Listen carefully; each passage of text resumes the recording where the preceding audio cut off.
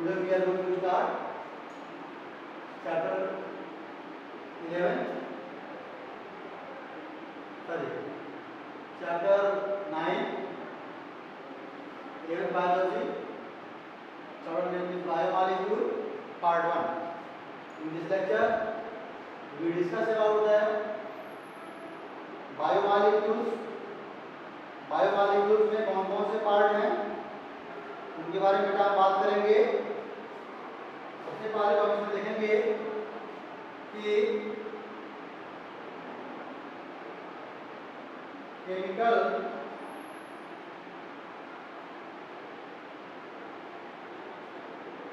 Composition of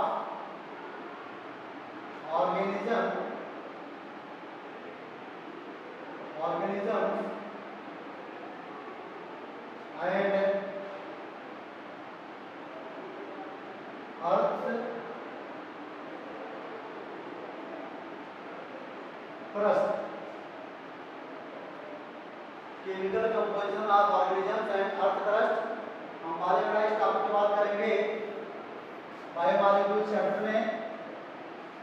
chemical composition of organism and earth crust, किसी भी organism और earth crust में जो केमिकल का कंपोजिशन होता है वो क्या होता है, क्या ये वेरी करते हैं या ये नहीं होते हैं। तो ऐसा रिपोर्ट किया गया है कि किसी भी लिविंग ऑर्गेनिज्म में, किसी भी लिविंग टिश्यूज में अगर केमिकल का एनालिसिस किया गया है तो उसमें carbon, oxygen, hydrogen, nitrogen, calcium etcetera यही पाए जाते हैं। Carbon, oxygen, hydrogen, nitrogen, calcium etcetera ये सभी क्या होते हैं, अर्थ क्रस्ट में पाए जाते हैं और वही लिविंग ऑर्गेनिजम्स के अंदर भी होते हैं। A similar analysis of the sample of earth crust also shows the presence of almost all the elements as seen in the living tissues. किसी भी living tissues के अंदर वो सारे केमिकल कंपोजिशन होते हैं जो किसी अर्थ क्रस्ट के ऊपर पाए जाते हैं। A closer examination reveals that the relative abundance of carbon and oxygen, carbon, hydrogen in comparison of to other elements is much higher in the living tissues than on the earth crust. ऐसा report किया गया है कि जो carbon और hydrogen जो elements हैं इनकी संख्या, इनका जो प्रोपोर्शन है वह लिविंग ऑर्गेनिज्म में ज़्यादा होता है in the comparison earth crust. लेकिन जो केमिकल कंपोजिशन का जो केमिकल कंपोजिशन हैं ऑर्गेनिज्म और अर्थ क्रस्ट में वो यही बेसिक सभी का होते हैं, मिलते हैं, चाहे वो लिविंग टिश्यू चाहे वो अर्थ क्रस्ट हो। इसमें हम एनालिसिस करेंगे, analysis of chemical composition of living organisms. किसी लिविंग ऑर्गेनिजम्स के अंदर जो केमिकल कंपोजिशन है उसका एनालिसिस हम कैसे करेंगे। बताया गया है कि living organisms are composed of organic compound. Living organisms के अंदर जो ऑर्गेनिक कंपाउंड्स हैं बेटा, ऑर्गेनिक जो कंपाउंड्स हैं उसमें प्रोटीन,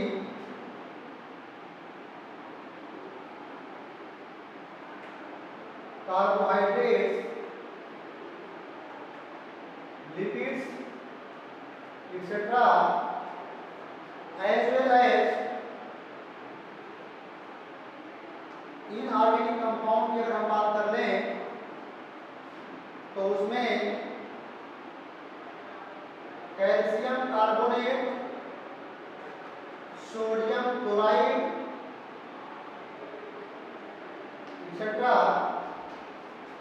अगर हम एलिमेंट की बात करें तो उसमें पोटेशियम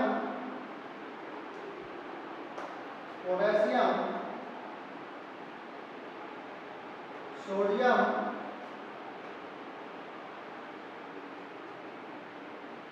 मैग्नीशियम कैल्शियम एक्सेट्रा ये सभी पाए जाते हैं। तो बेटा analysis of chemical composition of living organisms के अंदर अगर हम किसी केमिकल कंपोजिशन की बात करते हैं तो उसमें आपको ऑर्गेनिक कंपाउंड्स मिलेंगे, इनऑर्गेनिक कंपाउंड्स मिलेंगे और एलिमेंट्स मिलेंगे। ऑर्गेनिक कंपाउंड्स में प्रोटीन, कार्बोहाइड्रेट, लिपिड्स पाए जाएंगे। इनऑर्गेनिक कंपाउंड में calcium carbonate, sodium chloride etcetera पाए जाएंगे। एलिमेंट्स की बात करें तो पोटेशियम, सोडियम, मैग्नीशियम, कैल्शियम इत्यादि एक्सेट्रा पाए जाते हैं। आगे देखा जाए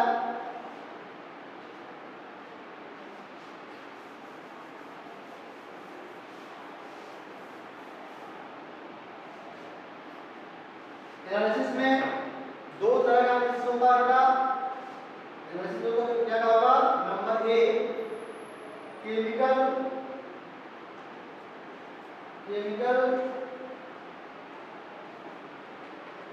analysis of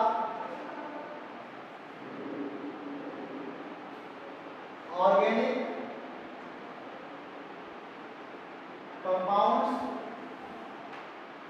chemical analysis of organic compounds, किसी भी ऑर्गेनिक कंपाउंड का हम कैसे केमिकली उसे एनालाइज करेंगे उसके लिए बताया गया है कि हम किसी लीफ टिश्यूज को ले लेंगे, किसी लीफ टिश्यूज को ले लेंगे या किसी फ्रूट या एनिमल के लीवर का पीस ले लेंगे। उसको लेने के बाद इनमें से किसी एक सैंपल को लेकर के हम उसे ग्राइंड करेंगे, पेस्टर और मार्टर से ग्राइंड करेंगे। ग्राइंड करने के बाद इसको इसमें हम जो है trichloroacetic acid Cl3 CCCOOH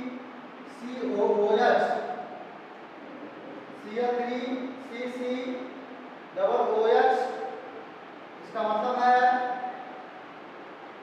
trichloro acetic acid का इस्तेमाल करते हुए हम ग्राइंड किए हुए किसी लीफ या टिश्यूज को ट्राइक्लोरो एसिड के साथ मिला करके हम उसे ग्राइंड करते हैं। और ग्राइंड करने के बाद जो है जब इसका जो मिक्सचर है वो होमोजेनाइजर हो जाए,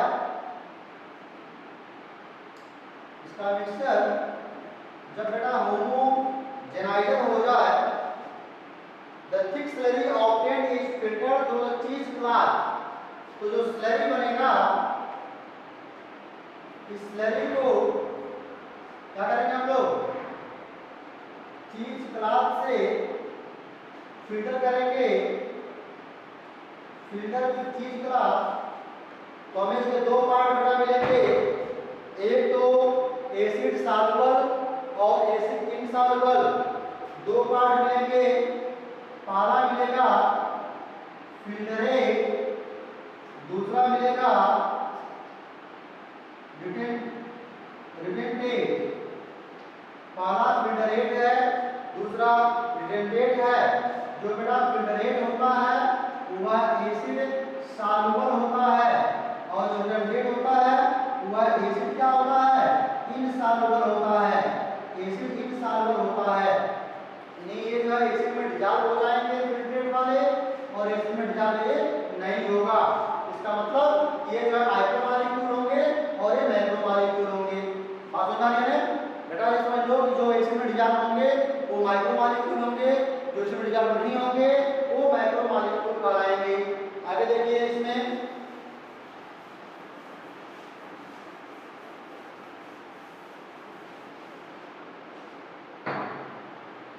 इसके बाद हम बात करेंगे number B S analysis for inorganic compounds and elements as analysis for inorganic compounds and elements किसी inorganic compound या elements के लिए as analysis as माने होता है राग, इसको हम राग बोलते हैं, as analysis बोलते हैं। इसका हम कैसे स्टडी करेंगे? इसके लिए हम जो है किसी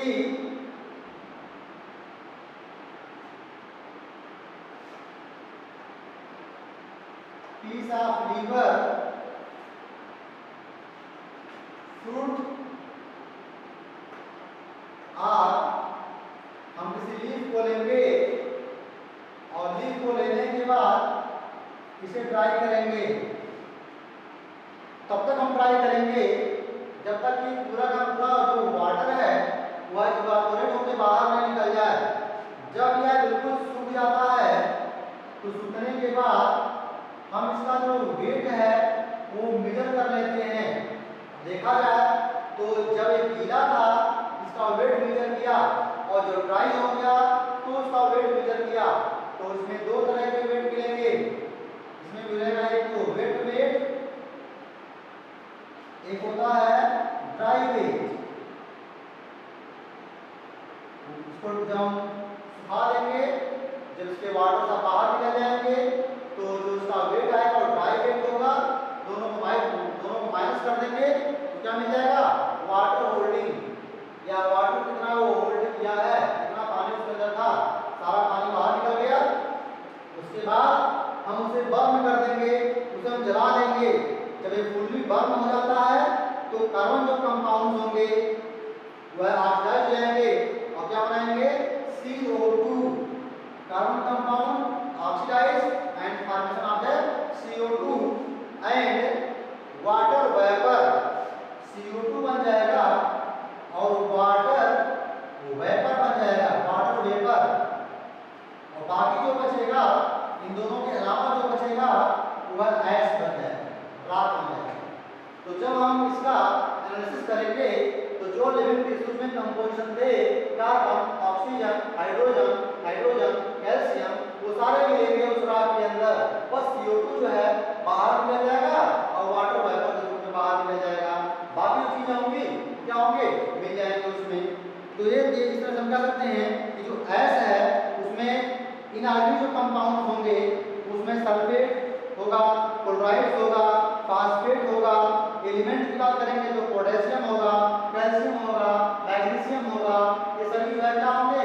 उस राख में क्या होंगे? पाए जाएंगे।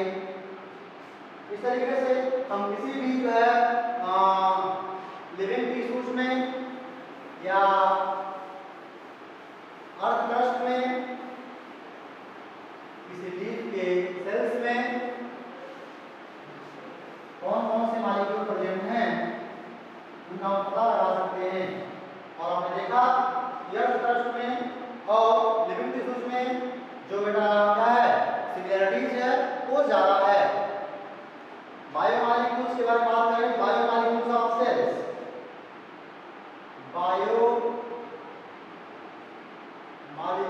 ऑफ सेल्स, किसी भी सेल्स के बायोमॉलिक्यूल्स क्या क्या हैं?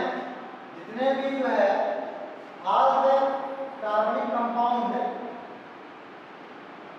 All the carbon compound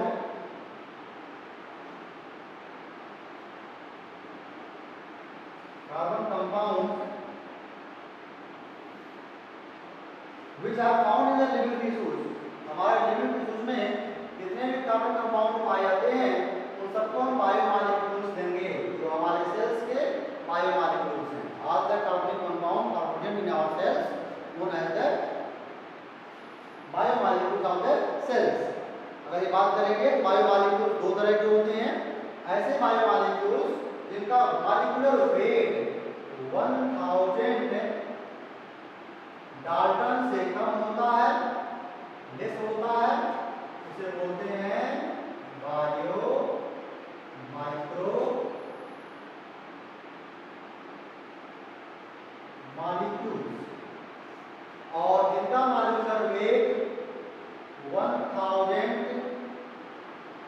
Dalton से बेटा ज्यादा होता है, उसे बोलते हैं बायो मैक्रो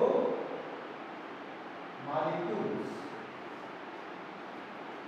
इसमें एसिड सॉल्युबल जो फ्रैक्शंस होगा वह बायो माइक्रो मॉलिक्यूल होंगे। एसिड सॉल्युबल में जितने भी होंगे, एसिड सॉल्युबल में जितने भी होंगे वो क्या होंगे, माइक्रो होंगे। माइक्रो माइक्रो में शुगर होगा, एमिनो एसिड होगा, न्यूक्लियोटाइड्स होंगे। लेकिन जो एसिड इनसॉल्युबल होंगे वो मैक्रो होंगे। तो मैक्रो में बेटा क्या होगा, उसमें जो है प्रोटीन होगा, पॉलीसैकेराइड्स होगा, न्यूक्लिक एसिड होगा। They are macro molecules.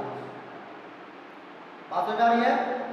ये हमने कहा एसिड सॉल्युबल, एसिड इनसॉल्युबल, इनका मॉलिक्यूलर वेट 1000 डाल्टन से कम होगा तो बायो माइक्रो मॉलिक्यूल होंगे और एसिड सॉल्युबल होंगे। और ये जो इसका मॉलिक्यूलर वेट 1000 डाल्टन से ज्यादा होगा तो बायो माइक्रो मॉलिक्यूल है। एसिड क्या है, वो एसिड जो है ये बायो मैक्रो मॉलिक्यूल है ना। बायो मैक्रो मॉलिक्यूल जो है वो एसिड क्या है, इनसॉल्युबल है। तो जो माइक्रो होंगे एसिड सॉल्युबल होंगे, जो मैक्रो होंगे एसिड इनसॉल्युबल होंगे।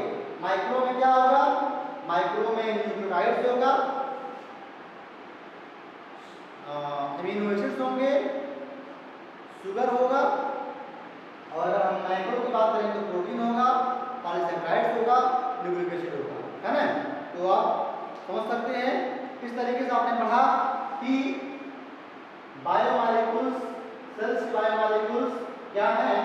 और बायोमॉलिक्यूल्स में आपने देखा कि जितने भी कार्बन कंपाउंड हैं सभी बायोमॉलिक्यूल्स कहलाते हैं। और उसको वेट के हिसाब से हमने माइक्रो और मैक्रो कह दिया। इस लेक्चर में इतना ही। आगे आपको पढ़ाया जाएगा कि इसमें माइक्रो और मैक्रो कंपाउंड कौन कौन से